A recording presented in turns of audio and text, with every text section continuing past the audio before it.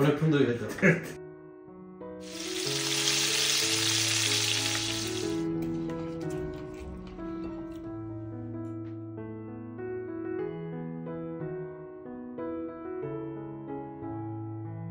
नहीं ये नहीं है। অস্থির। আসসালামু আলাইকুম সবাইকে, আশা করছি সবাই অনেক বেশি ভালো আছেন। আমি সাইমা, সবাইকে আবারও welcome that this is Saima চ্যানেলে। এই তো সকালে ঘুম থেকে উঠেই নাইম সকালবেলা নাস্তা রেডি করে নিচ্ছে। যেহেতু ওর বন্ধুরা আমাদের বাসায় ঈদ করতে এসছে, তাই নিজের হাতে তাদেরকে দেশি স্টাইলে আলু ভাজি, পরোটা, ডিম তৈরি করে খাওয়াবে। সেই জন্য আমার রান্নাঘরে হস্তক্ষেপ প্রথম থেকেই নিষেধ ছিল। একে তো নাইমের হাতের নাস্তা এত মজা ছিল, আর তার মধ্যে সকালে যদি কেউ বলে আপনাকে রান্নাঘরে কোনো নাস্তা বানানোর কাজ করতে হবে না, তো আর কি লাগে সুন্দর হওয়ার জন্য সকালটা। আলহামদুলিল্লাহ আমরা সবাই খুব এনজয় করে নাস্তাটা খাই। আপনাদের যদি নাইমের এই নাস্তা বানানো ভালো লেগে থাকে এবং সামনে আরও এরকম দেখতে চান, তাহলে কিন্তু আমার ফেসবুক পেজটা ফলো দিয়ে রাখতে হবে আর ইউটিউব চ্যানেলটা সাবস্ক্রাইব করে ফেলতে হবে। এই তো নাস্তা খাওয়ার পর সবাই সবার মতো কিছুক্ষণ সময় কাটাচ্ছিল। আমাদের ফ্রন্ট গার্ডেন, ব্যাক গার্ডেনে সবাই একটু ঘোরাঘুরি করছিল। এখানে তালহার মতো খেলাধুলা করছিল। ও বেশ এনজয় করেছে আলহামদুলিল্লাহ। আজকে খুব সানি একটা ওয়েদার, আর ইউকেতে এখন টেম্পারেচার একটু বাড়ছে, মানে গরম আসবে ভাব। তো সে কারণে চিন্তা করলাম বিচে চলে যাই, সবার ভালোও লাগবে। তো এখানে আমরা রেডি হয়ে সবাই বিচের উদ্দেশ্যে বের হয়ে গেলাম।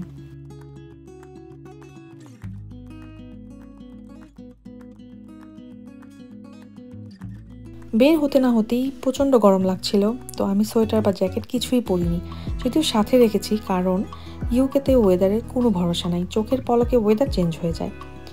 দেখা যাক কখন আবার ওয়েদার চেঞ্জ হয়ে ঠান্ডা লাগা শুরু করে, আবার জ্যাকেট পরতে হয় কি হয় না। এখানকার রাস্তাঘাট এত সুন্দর, আপনার ডেস্টিনেশন যেখানেই হোক না কেন, আপনি যেখানেই যেতে চান, জার্নিটাই এত সুন্দর হয় যে মনটাই ভালো হয়ে যায়। তা আমরা তো সবাই খুব এনজয় করছিলাম, আর ওয়েদার ভালো থাকার কারণে it was like a win win situation. এই তো হাসি আনন্দ করতে করতে আমরা বিচের দিকে চলে আসলাম।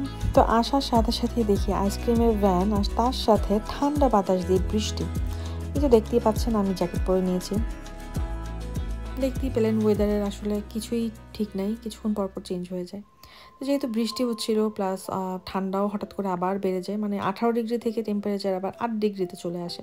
তো এত ঠান্ডা আবার প্লাস বৃষ্টি, সব মিলে এতক্ষণ বাচ্চা কাচ্চা নিয়ে বসে থাকাটা একটু কষ্টের। তো আমরা ওখান থেকে বের হয়ে আসি। আসার পথে আমার হাজব্যান্ডের কলিগ ফোন দেয় ওনার বাসায় বেড়াতে যাওয়ার জন্য ঈদের জন্য। তো আমরা ওখানে চলে যাই, ওখানে বেশ কিছুক্ষণ সময় স্পেন্ড করি। ওটা যেহেতু নতুন বাসা ছিল, অপরিচিত, তাই আসলে প্রাইভেসি কনসার্নের কোনো শ্যুট আমি করিনি। আবার কখনো গেলে পরিচিত হলে যদি সম্ভব হয় আমি চেষ্টা করবো ভিডিও করার, আর ইনশাল্লাহ আপনাদের সাথেও শেয়ার করব। এটা তার পরের দিন, বিদায় দিন, সবাই আজকে চলে যাবে আর কি। এখানে আমি রান্নাবান্না করে নিচ্ছিলাম।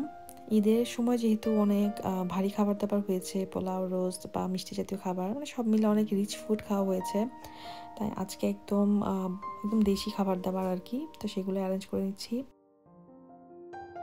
এখানে আমি করেছি একটু ঘন করে ইলিশ মাছের দো পেঁয়াজা, তারপর চিংড়ি মাছ দিয়ে ঝাল ঝাল করে পুঁই শাক, বেগুন আলু দিয়ে চিংড়ি মাছের ভাজি বা ভুনা যেটাই বলেন, এটা অনেক মজা হয় আর আমাদের অনেক প্রিয়।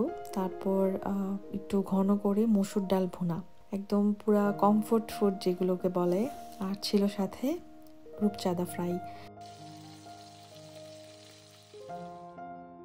মাছ ভাজা কিন্তু একদম মচমচে কুরকুরে না হলে একদমই মজা লাগে না।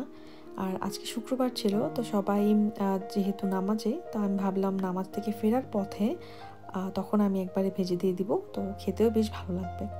তো ওরা ফোন দিল যে বাসার কাছাকাছি চলে আসছে, তো সেই জন্য আমি মাছটা ফ্রাই করতে বসিয়ে দিলাম। আর এদিকে আমার ভাতও হয়ে গিয়েছে আলহামদুলিল্লাহ।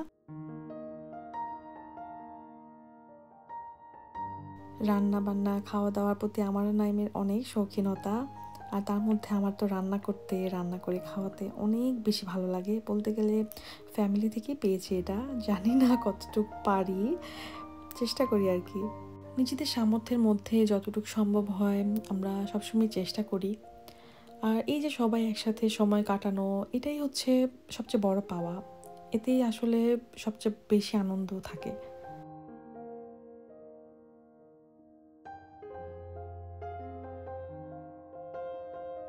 এই তো দেখতে দেখতে 2-3টা দিন কত সুন্দর করে কেটে গেল।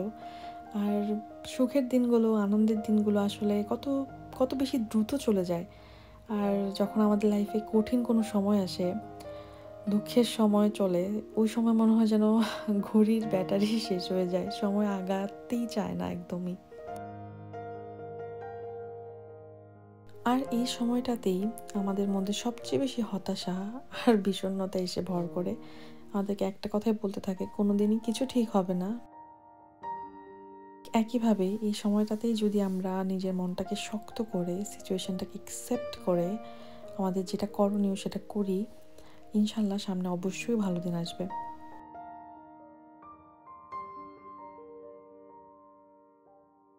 এটা আমার বিশ্বাস, আমার অপিনিয়ন। জরুরি না সবাইকে একই রকমভাবে ভাবতে হবে। যখনই আমার কোনো ভালো সময় বা খারাপ সময় আসে, তখন আমি নিজেকে এভাবেই বুঝাই এবং আলহামদুলিল্লাহ এভাবেই প্রত্যেকটা সিচুয়েশনকে উতরে সামনে এভাবেই এগিয়ে চলছে আর কি।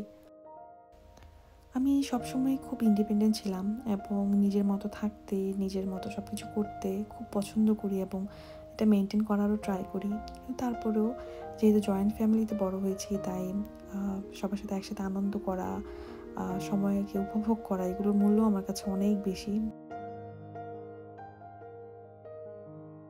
এই তো আমি এখানে অল্প কিছু খাবার প্যাক করে দিচ্ছিলাম আপুকে, মানে যা আমরা খেয়েছি ওখান থেকেই অল্প একটু আপুকে দিয়েছি, কারণ ওনাদের পৌঁছাতে পৌঁছাতে অনেক রাত হয়ে যাবে। এত রাতে রান্নাবান্না করা সব কিছু মিলিয়ে খুব কষ্ট, আমি বুঝি। কারণ বাংলাদেশে থাকতে আমাকে আমার খালামণি, আমার আম্মু, যখনই আমি ঢাকা থেকে আমার শ্বশুরবাড়িতে বা চিটং থেকে আমার শ্বশুরবাড়িতে আসতাম, তখন আমাকে এরকম রান্না করে দিত প্রত্যেকটা বার, কখনোই মিস হয় নাই। তো এটা যে কত বড় একটা ভালোবাসা, যেটা আমি এখন অনেক মিস করি আসলে। আর আমি জানি এটা শুধু আমার একার অনুভূতি না, এরকম অনেক মানুষ যারা দেশের বাইরে আছেন তারা সবাই এটা ফিল করেন।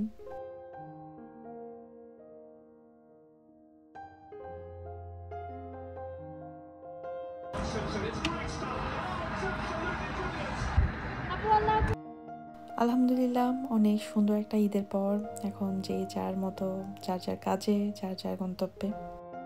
যাই হোক, একই দেশে যেহেতু আছি, ইনশাল্লাহ আবার আড্ডা হবে, দেখা হবে, আনন্দ হবে। আমার ব্যস্ত লাইফ আমাকে ডাকছে, ছুটি শেষ। তার আগে আমি আমার বানানো ফিরনিটা একটু এনজয় করি। আর ভিডিওটা আজকে এখানেই শেষ করছি। Please don't forget to like, share and subscribe to my YouTube channel and please follow my Facebook page.